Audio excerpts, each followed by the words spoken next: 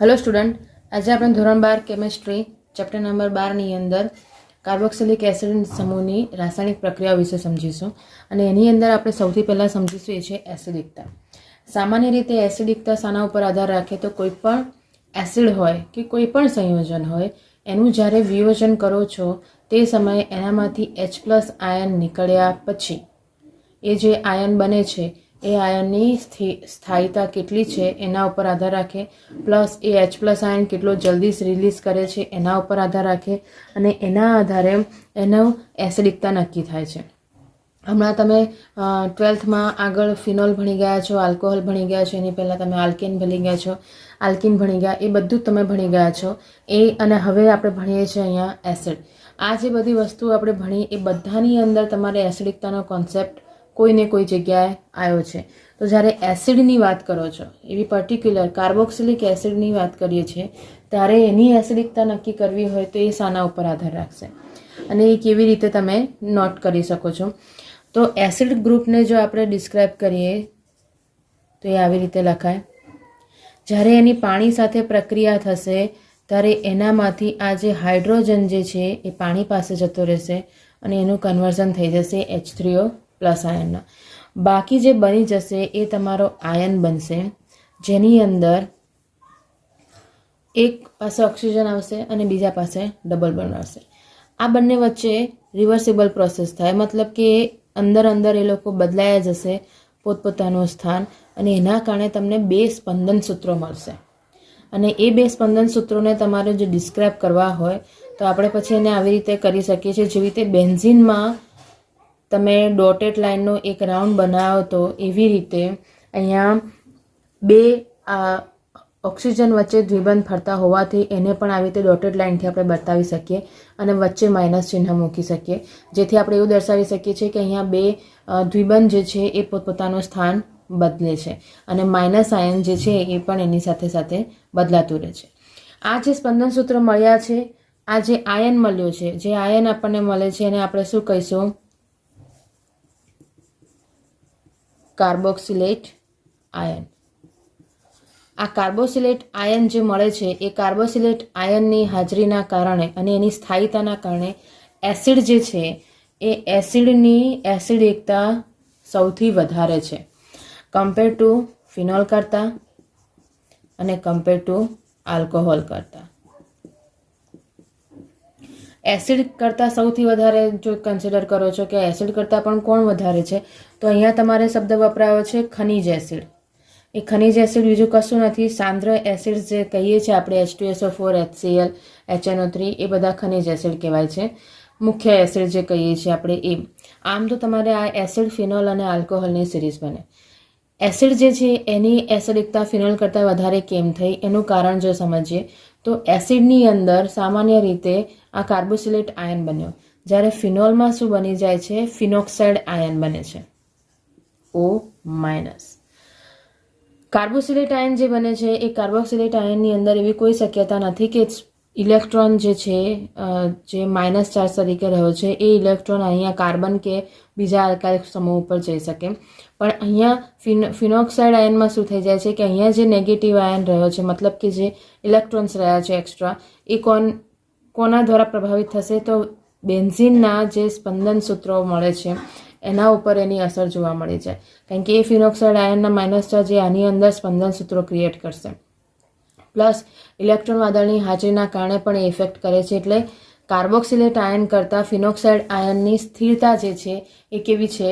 ઓછી છે અને એટલા માટે ફિનોલ જે છે એ એસિડ કરતાં વધુ પ્રબળ એસિડ છે એવું તમે કહી શકો છો। આની અંદર સામાન્ય રીતે એમ કહી શકીએ છીએ કે ફિનોક્સાઇડ જે છે એનું સ્પંદન એટલું મહત્ત્વનું રહેતું નથી જેટલું કાર્બોક્સિલેટ આયનનું રહે છે અને એટલા માટે પણ કહી શકીએ છીએ કે એસિડ જે છે એની એસિડિકતા એ ફિનોલ અને આલ્કોહોલ કરતાં વધારે છે। આ જે વસ્તુ થઈ છે એસિડની આપણને સિરીઝ મળે છે એ સિરીઝની અંદર જ જ્યારે પ્રેક્ટિકલી તમારે પ્રૂવ કરવું હોય કે કોની એસિડિકતા વધારે છે અને કોની એસિડિકતા ઓછી છે તો એના માટે સાદું સિમ્પલ રિએક્શન આપણે જોઈએ। તો હમણાં જેમ આપણે જોયું કે RCOO જેની હું પાણી સાથે પ્રક્રિયા કરું છું તો મને શું મળી જાય છે? H3O પ્લસ આયન અને RCOO માઇનસ આયન મળે છે. હવે આ સમીકરણ માટે જો આપણે સંતુલન અચળાંકનું સૂત્ર મેળવીએ તો સંતુલન અચળાંક શું થઈ જશે તમારું? નિપજની સાંદ્રતા છેદમાં પ્રક્રિયકની સાંદ્રતા.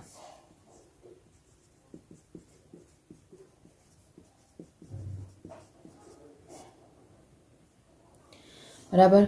આની અંદર આ H2O ની સાંદ્રતાને અચળ કન્સિડર કરીએ કારણ કે પાણી છે એની સાંદ્રતા તમારી બદલાય ના, એટલે K ઇક્વેશન ઇન્ટુ H2O કરીએ, બાકીની વસ્તુ આપણે સેમ રહેવા દઈએ તો આપણને શું મળી જશે? નવો અચળાંક મળશે અને એ નવો અચળાંક તમારો શું કહેવાશે? વિયોજન અચળાંક.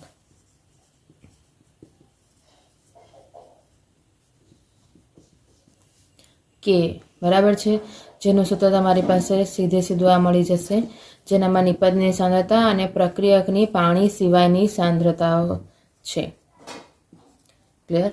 આ જે વિયોજન અચળાંક મળે છે એ વિયોજન અચળાંકની જો કિંમત આપણે મેળવીએ, જે રીતે પીએચની કિંમત મેળવીએ છીએ એ રીતે પીકેની કિંમત મેળવીએ તો -log10K. આ જે વેલ્યુ મળે છે પીકેની કિંમત, એ પીકેની કિંમત જેટલી નાની તેટલી એસિડની પ્રબળતા વધુ.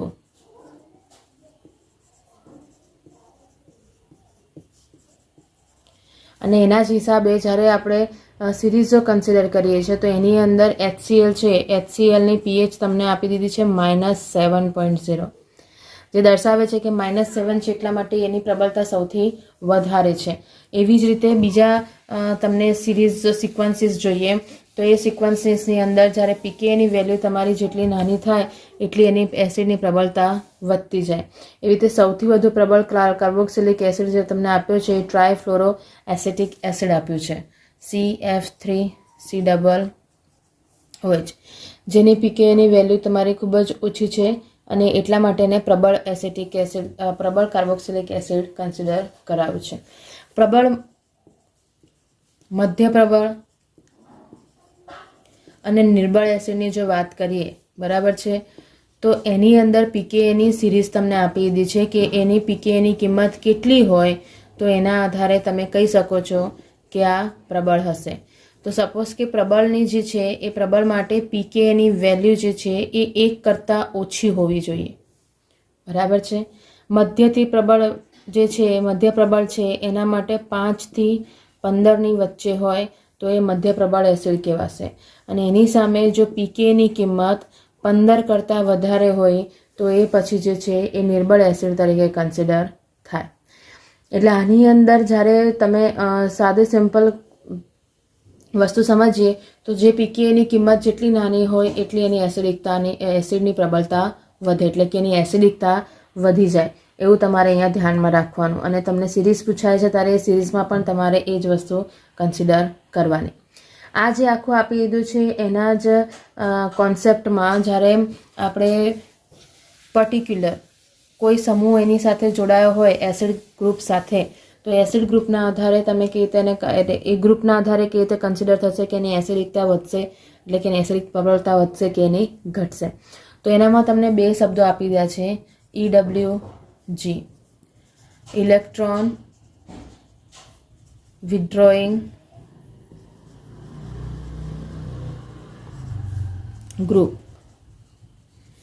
ગુજરાતીમાં આપણે કહીએ તો ઇલેક્ટ્રોન આકર્ષક સમૂહ, કારણ કે ઇલેક્ટ્રોન જે તે સમૂહ સાથે જોડાયો હોય એ સમૂહ પાસેથી ઇલેક્ટ્રોન પોતાની તરફ ખેંચી લે છે, એટલા માટે વિથડ્રોઈંગ ગ્રુપ કહેવાયું. અને જ્યારે એની સામે બીજું એક ગ્રુપ છે એ છે EDG, જેને કહેવાશે ઇલેક્ટ્રોન ડોનેટિંગ ગ્રુપ.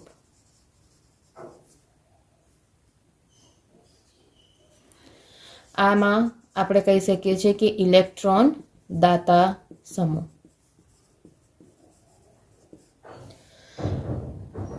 સામાન્ય રીતે કહેવા જઈએ છે તો એની અંદર પર્ટિક્યુલર આ કોન્સેપ્ટના આધારે ઇલેક્ટ્રોન દાતા સમૂહ અને ઇલેક્ટ્રોન આકર્ષક સમૂહ જે જોડાયા એના આધારે એમની એસિડિક પ્રબળતામાં ઘણો ફરક પડી જાય છે. જેમ કે ઇલેક્ટ્રોન આકર્ષક સમૂહ જોડાયા હોય તો ઇલેક્ટ્રોન આકર્ષક સમૂહ જે છે એ ઋણ આયનને સ્થાયી બનાવે છે. શું કરશે? ઋણ આયનને સ્થાયી બનાવે અને એના જ કારણે એની એસિડિકતા જે છે એ વધુ પ્રબળ બને છે. એસિડિકતાની પ્રબળતા વધે. જ્યારે આની અંદર શું થઈ જશે કે એ ઋણ આયનને અસ્થાયી બનાવે છે. જે કાર્બોક્સિલિક આયન બન્યો હતો આપણો એ ઋણ આયન જો આનામાં સ્થાયી બને છે જ્યારે એની પાસે ઇલેક્ટ્રોન આકર્ષક સમૂહ હોય છે. જ્યારે ઋણ આયન અસ્થાયી ક્યારે બની જશે? જ્યારે ઇલેક્ટ્રોન દાતા સમૂહની પાસે હોય અને એના કારણે એની પ્રબળતા એસિડિક પ્રબળતા કેવી થાય છે? ઘટે છે. આ જે કોન્સેપ્ટ આપી દીધો છે એના જ આધારે એક સિરીઝ મળે છે કે તમે કઈ સિરીઝમાં કયા ક્રિયાશીલ સમૂહ જોડાયેલા હોય તો એ તમારે વધારે એસિડિકતા દર્શાવવામાં મદદરૂપ કરશે. તો એની અંદર સૌથી બેસ્ટ જે છે એ છે CF3, બરાબર છે, ટ્રાયફ્લોરો કાર્બન. એની પ્રબળતા સૌથી વધારે છે. એના પછી NO2 ગ્રુપ છે, નાઇટ્રો ગ્રુપ છે, પછી સાયનો ગ્રુપ છે, પછી ફ્લોરિન, ક્લોરિન, બ્રોમિન, પછી આયોડિન અને સૌથી છેલ્લે ફિનાઇલ ગ્રુપ. એટલે જો સિરીઝ આપીએ તો અહીંયા આની એસિડિકતા સૌથી વધારે થાય જો આ જોડાયેલો હોય અને આ જોડાયેલો હોય તો એની એસિડિકતા સૌથી ઓછી થાય કારણ કે ઇલેક્ટ્રોન વિથડ્રોઈંગ દાતા સમૂહ છે કારણ કે એની પાસે કોઈ એક્સ્ટ્રા આકર્ષક ક્રિયાશીલ સમૂહ નથી. આના જ આધારે તમને તમારી બુકની અંદર આખી એક સિરીઝ આપી દીધી છે. એમાં પણ તમે ધ્યાન કરી શકો છો. તમને પર્ટિક્યુલર CF3 COOH ગ્રુપ, બરાબર, એની સૌથી વધારે આપી છે. પછી CCl3 COOH ગ્રુપ, પછી એક Cl2 ઘટી જાય, એક હાઇડ્રોજન આવતો જાય. એના આધારે પણ તમારી પાસે આખી સિરીઝ અહીંયા મળે છે. આ જે ગ્રુપ આપી દીધા છે એની અંદર ધ્યાન રાખવાનું છે કે પર્ટિક્યુલર જ્યારે તમે કાર્બોક્સિલિક એસિડ ગ્રુપ સાથે જોઈન કરો છો ત્યારે આ ક્રિયાશીલ સમૂહના આધારે એની સિરીઝ બનાવીને ધ્યાન રાખવાનું કે કયા પછી કયું આવશે. એટલે મીન્સ કોની એસિડિકતા ઓછી છે અને કોની એસિડિકતા વધારે છે. ટ્રાય કરજો કે એની સિરીઝ તમે યાદ કરી રાખી શકો. ના યાદ રહે તો તમારે ખાલી આ ક્રિયાશીલ સમૂહ યાદ રાખવાના છે જે તમને હેલ્પફુલ થશે કે કોની એસિડિકતા વધારે છે અને કોની એસિડિકતા ઓછી છે. આ જ કોન્સેપ્ટની અંદર તમને એવું પણ આપી દીધું છે કે જો COOH ગ્રુપ સાથે ફિનાઇલ અને વિનાઇલ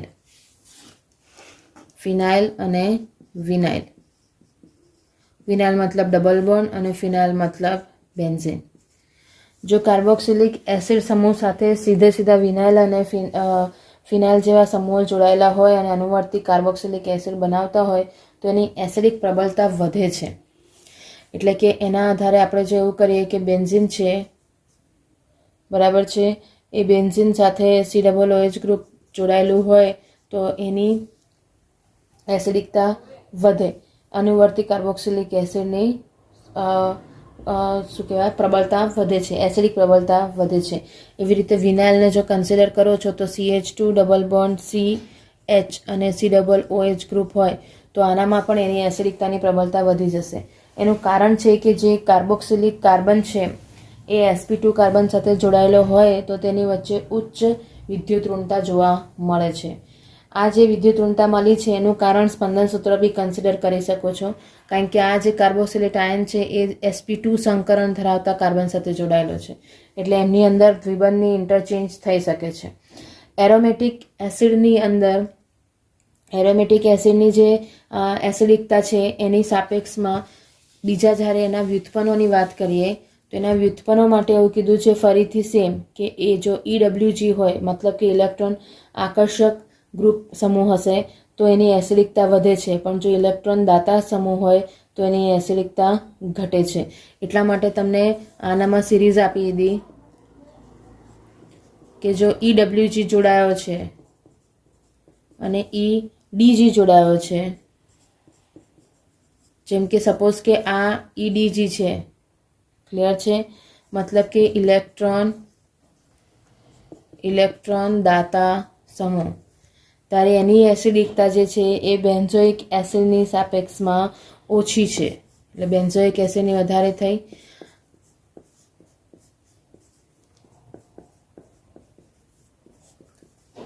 જ્યારે ઇલેક્ટ્રોન આકર્ષક સમૂહ જોડાયેલો હોય, EWG જોડાયેલો હોય, તો એની જે છે પ્રબળતા એ બેન્ઝોઇક એસિડ કરતાં પણ વધારે થાય છે. આ જે વસ્તુ આપી દીધી છે એ તમને એક પ્રકારના સિરીઝના સવાલ પૂછવા માટે ઇનફ છે, જેનામાં તમને એવી રીતના સવાલ હોય કે કોની એસિડિકતા કોના કરતાં ઓછી છે. તો આપણને કારણ ધ્યાન હોય અને આપણે એ જાણતા હોઈએ કે જે આ ગ્રુપની એસિડિકતા આના કારણે વધે છે, તો પછી તમારે એ સિરીઝ જ ધ્યાન રાખવાની અને એનામાં જ તમે એનો જવાબ લખી શકશો. હવે આની અંદરની જો વાત કરીએ છીએ તો આ જે કાર્બોક્સિલેટ આયન બન્યો છે, આ જે પરિસ્થિતિ થાય છે એના આધારે જ્યારે એ ધાતુઓ સાથે જોડાય છે, જે એની પહેલી રાસાયણિક પ્રક્રિયાઓ આપણે કહી શકીએ છીએ કે ધાતુઓ સાથે અને બેઝ સંયોજન સાથે કેવી પ્રક્રિયા કરે છે એની વાત કરીએ તો અહીંયા એસિડ જે છે, કોઈ પણ એસિડ લઈએ, એ એસિડ સાદું સિમ્પલ, જેવી રીતે આલ્કોહોલ સંયોજનો એસિડ સાથે ધાતુ સાથે પ્રક્રિયા કરી અને હાઇડ્રોજન વાયુ મુક્ત કરતા હતા, એવી રીતે અહીંયા પણ કોઈ પણ એસિડ જ્યારે લો છો તો એ હાઇડ્રોજન વાયુ દૂર કરે છે અને એનામાંથી કાર્બોક્સિલેટ આયનના હિસાબે એનો ક્ષાર બનાવી દે છે અને H2 વાયુ છૂટું કરી દેશે. એટલે અહીંથી 2 હાઇડ્રોજન જતા રહ્યા અને આ 2 સોડિયમ એની જગ્યાએ જોડાઈ ગયા. તમને એનામાં કોઈ પણ ઉદાહરણ આપે તો એનામાં ધ્યાન રાખવાનું કે એસિડની કોઈ ધાતુ સાથે પ્રક્રિયા કરશો ત્યારે એની અંદરથી નિપજ જે બનશે એ નિપજ તમારી હાઇડ્રોજન વાયુ દૂર કરનારી હોવી જોઈએ. બરાબર. એવી જ રીતે અહીંયા તમને આપ્યું છે કે જેમ ફિનોલ જેવી રીતે બેઝ સાથે પ્રક્રિયા કરે છે, એવી રીતે આ એસિડ પણ બેઝ સાથે પ્રક્રિયા કરીને ક્ષાર બનાવે છે અને એનામાંથી સાદી સિમ્પલ જો કન્સિડર કરીએ છીએ તો ફિનોલ અને આલ્કોહોલ જેવી જ પ્રક્રિયાઓ આ એસિડ પણ દર્શાવી શકે છે. એવી જ સામાન્ય રીતે બેઝ સાથેની પ્રક્રિયા પણ આપણે દેખી લઈએ તો અહીંયા એ NOS સાથે રિએક્ટ કરશે અને એનામાંથી પાણીનો અણુ છૂટો પાડશે. તો અહીંયા પણ તમને શું મળી જશે? ક્ષાર મળશે એસિડનો. ઇન શોર્ટ, ધાતુઓ અને બેઝની પ્રક્રિયાઓમાં આપણને નિપજ તરીકે એનો ક્ષાર જ મળશે. જે ધાતુ સાથે જોડાયો હશે ધાતુ ત્યાં જોડાઈ જશે, એટલે સોડિયમ સાથે હશે તો સોડિયમ જોડાઈ જશે. બેઝ સાથે લખ્યું છે KOH હશે તો K આવશે, NOH હશે તો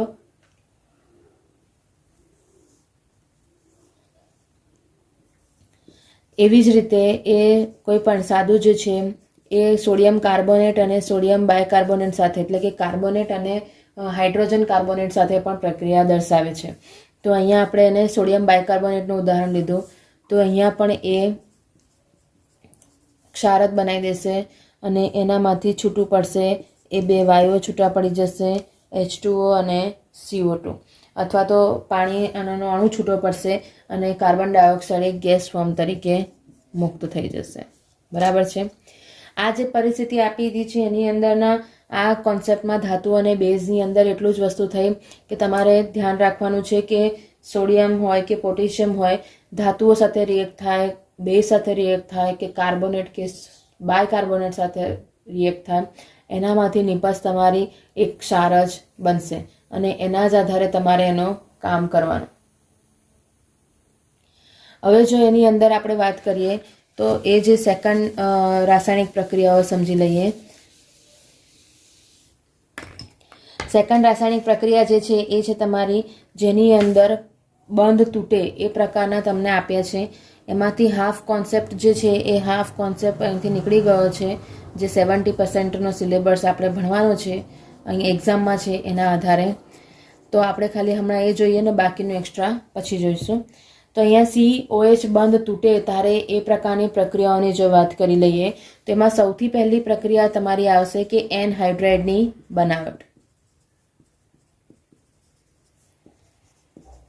એનહાઇડ્રાઇડ એટલે જેની અંદર COO બંધ બનતો હોય છે.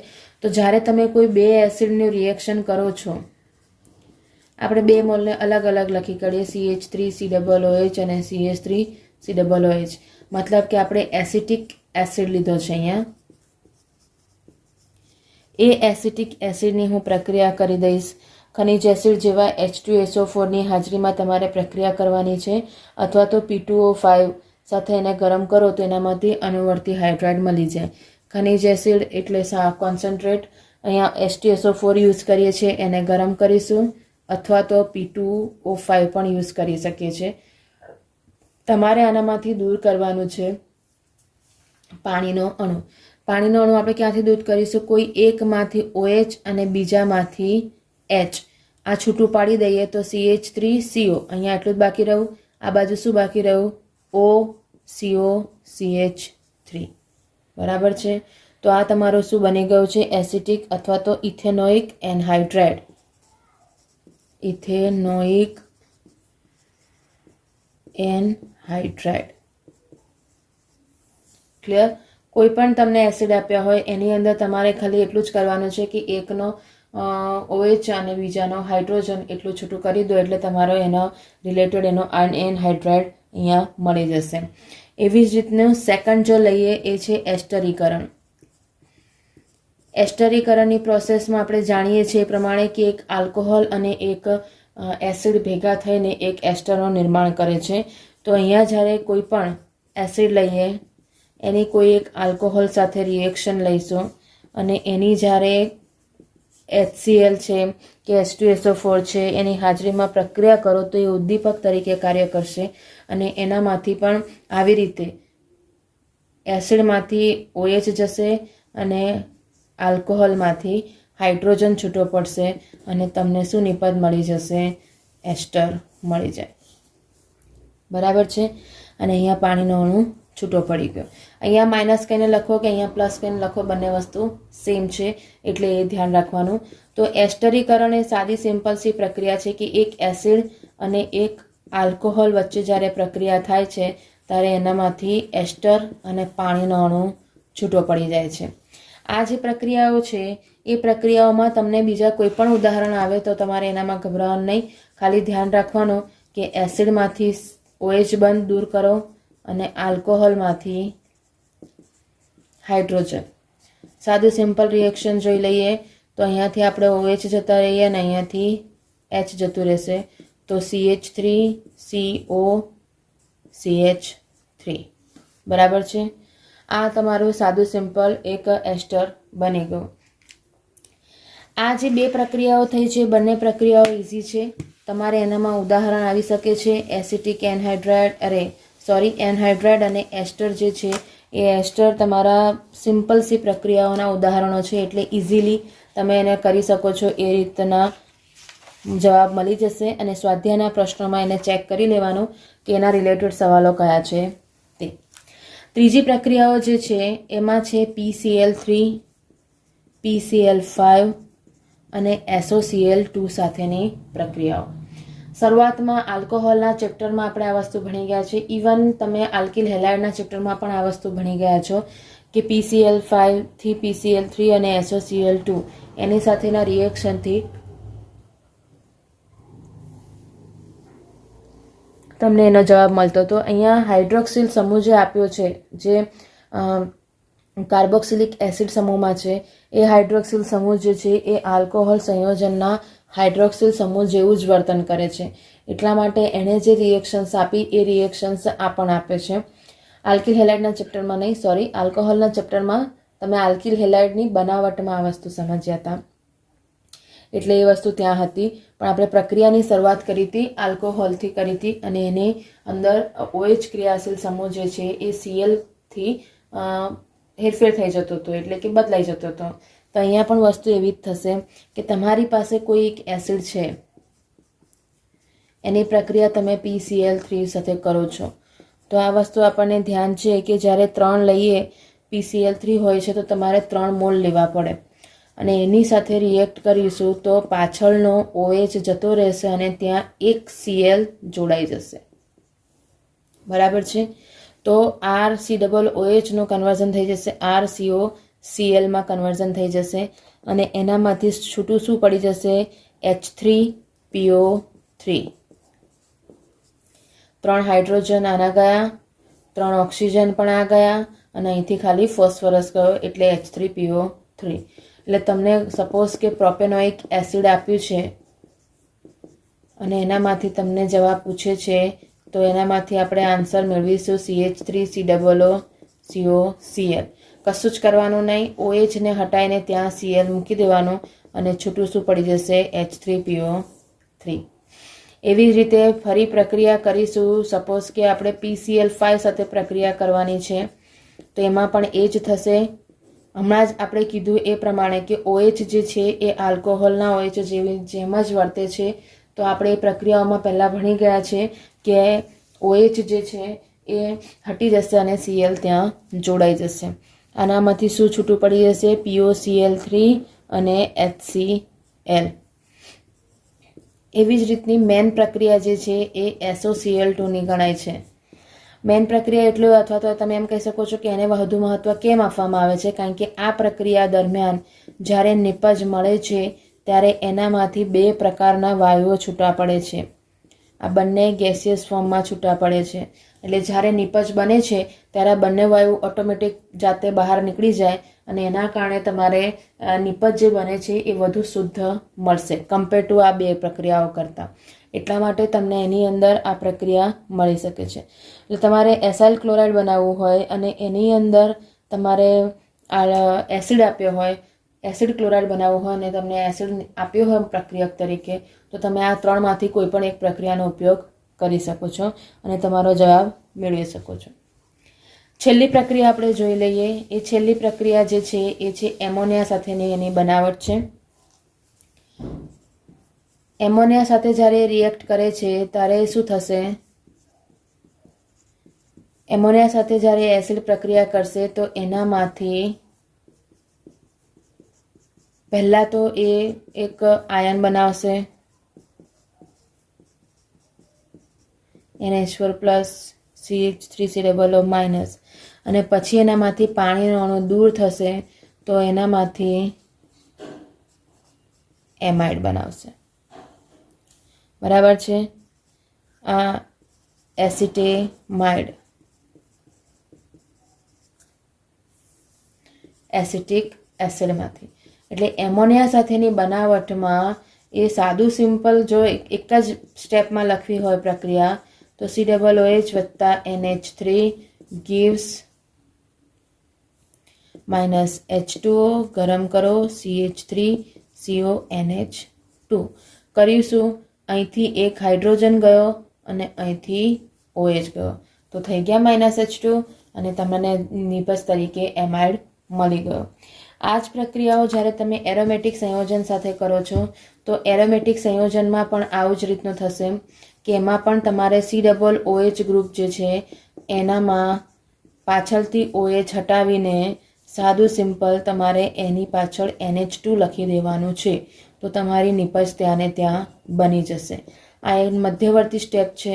તમે લખો તો પણ ચાલે અને ના લખો તો પણ ચાલે. તમારો મેન જવાબ આ છે.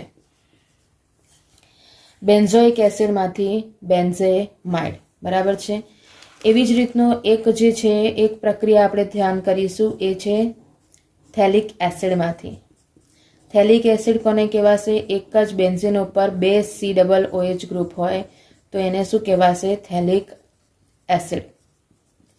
આ થેલિક એસિડની જ્યારે NH3 સાથે પ્રક્રિયા કરીશું તો સેમ વસ્તુ થશે કે પહેલાં એના આયન બનશે NH4+ પોઝિટિવ અને આ નેગેટિવ. બરાબર છે? પછી એનામાંથી પાણીનો અણુ દૂર થશે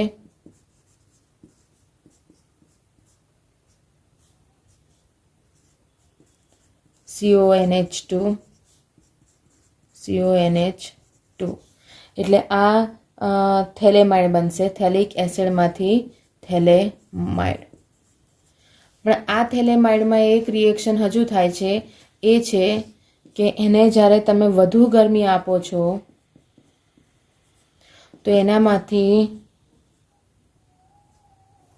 NH3 ગેસ ફોર્મમાં છૂટો પડી જશે અને એનામાંથી એક નવી નિપજ બનશે અને એ નવી નિપજ તમારી બની જશે. એ છે ડબલ બોન્ડ O, અથવા તો તમે આમ સીધું બી લખી શકો છો CONH. બરાબર છે, જેને કહેવાશે શું? થેલીમાઇડ. થેલીમાઇડ કરી દેવાનું. પેલો થેલેમાઇડ હતું એની જગ્યા શું થઈ જશે? થેલીમાઇડ.